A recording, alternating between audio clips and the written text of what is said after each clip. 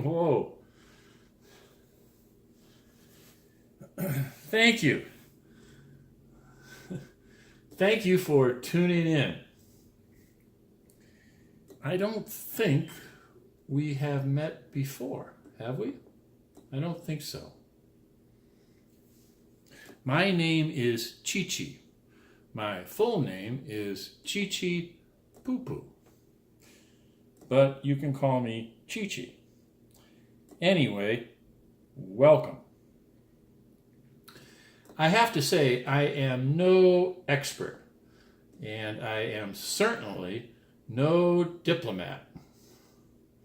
Heck, I don't even have any formal education.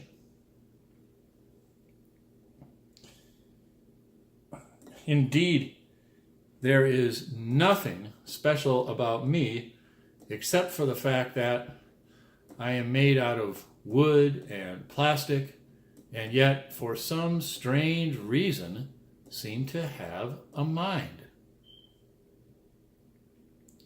I will say this. I have been trying to pay attention. So, let me say what I do not understand.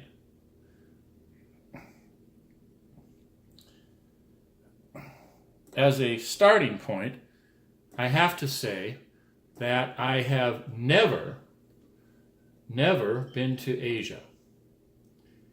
But from what I have read and the people that I have talked with who have been to Asia, from what I have seen in the press, I get the feeling that the Asian people are a decent people, a hardworking people, an honorable people.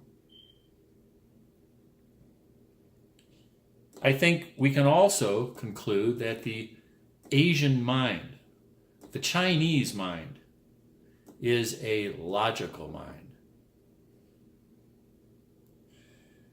It certainly seems clear that the leadership in Beijing spends a lot of time thinking things out. So, here is what I do not understand. And I want to approach it in a logical way. Okay? Is that all right? Thank you. Assumption number 1. The People's Republic of China wants less and not more of a military presence in and around Asia. Indeed, the Chinese leadership must be very happy about the fact that the United States no longer maintains a base in Cam Ranh Bay, Vietnam, or Subic Bay or Clark Air Base in the Philippines. They were probably even thrilled when we decommissioned our small base in Midway back in 1993. And today, as the leadership in Beijing looks around, they certainly cannot be happy about the fact that an American aircraft carrier battle group paid a port call in Da Nang, Vietnam, a very symbolic place, given that that is where most of the military assets were poured into Vietnam by the American military during the Vietnam War. They also, the leadership in Beijing also, must not be thrilled with, for example, American J-Stars battle management aircraft buzzing around the Korean Peninsula under the authority of the United States Air Force. All of this activity and all similar activity, I'm sure the Chinese would like to see no more.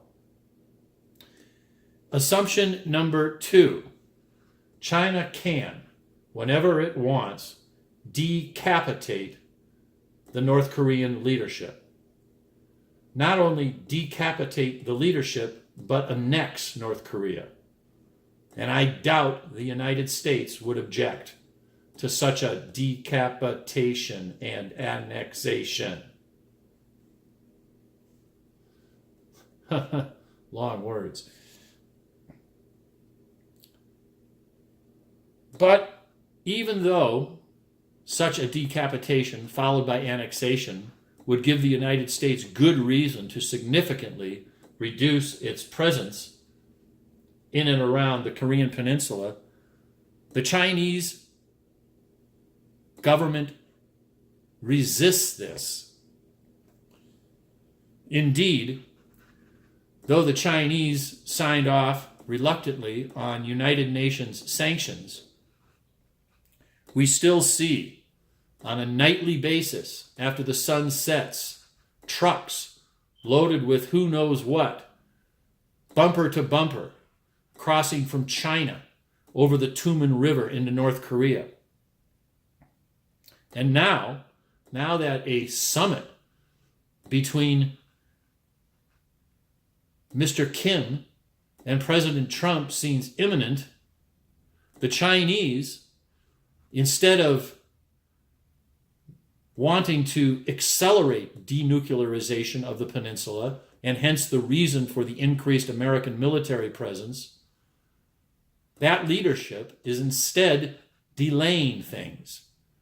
In fact, they want to delay this process as long as possible. Why? Why are they doing this? It doesn't make sense, does it?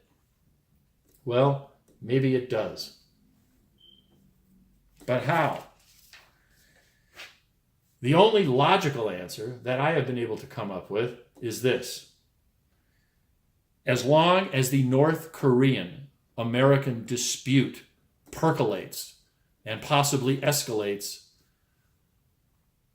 the Chinese, specifically the Chinese military, the Chinese Communist Party, are learning. They're learning about American military responsiveness, American military readiness.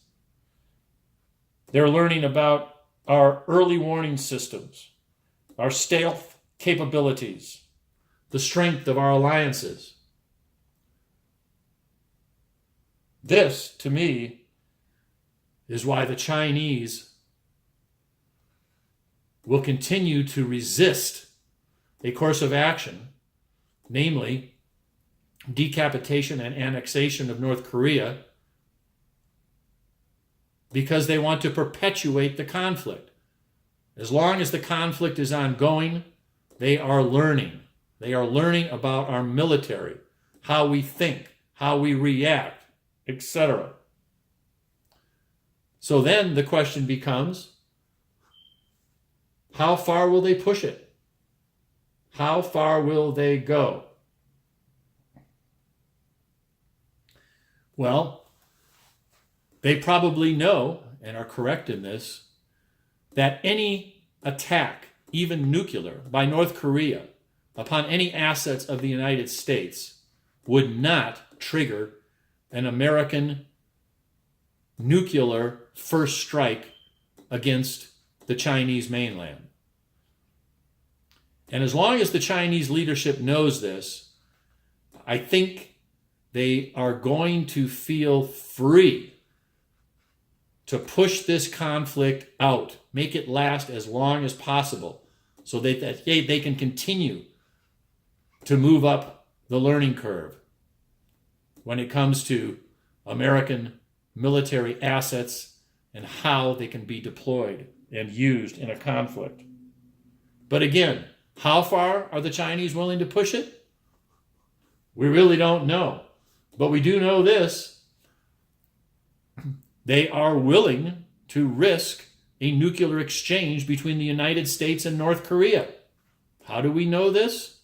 Because local Chinese newspapers for those parts of China near the Korean Peninsula have recently contained advertisements, warnings really, that there could be nuclear fallout in North Korea that blows into Chinese areas where Chinese residents live. To me, that is astonishing. I would think that the Chinese leadership would want to do everything it can to stay as far away as possible from any sort of nuclear exchange between the United States and North Korea, especially given that such would clearly impact the good people of China. But who knows? In closing, let me say that we must always dare to know. We must always dare to ask. And most importantly, we must always, always dare to think.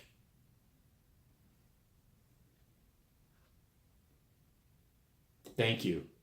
See you for episode 2. Good night.